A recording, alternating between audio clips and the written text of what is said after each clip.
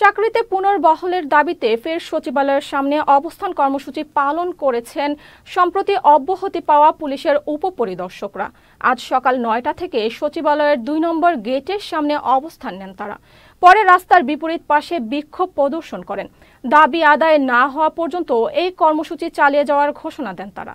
তাদের অভিযোগ, শৃঙ্খলা ভঙ্গের অভিযোগে বিভিন্ন ধাপে ৩২১ জনকে সারদা পুলিশ একাডেমি থেকে অব্যাহতি দেওয়া হয়েছে। চাকরি থেকে এভাবে অব্যাহতি দেওয়া চরম অমানবিক ও বৈষম্যমূলক।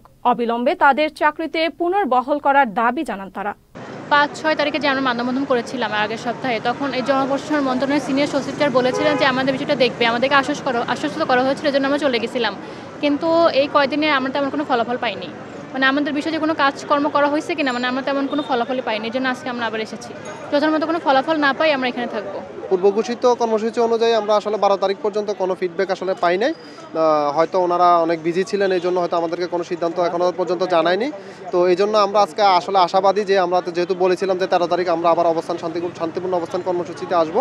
তো আমরা আজকে শতভাগ আশাবাদী যে স্যার ওনারা কথা বলে আমাদের ব্যাপারে একটা আসলে পজিটিভ রেজাল্ট, আমাদেরকে পুনর্বহাল করার ব্যাপারে একটা আসলে ভালো সিদ্ধান্তে আসবে আমরা আশা করছি।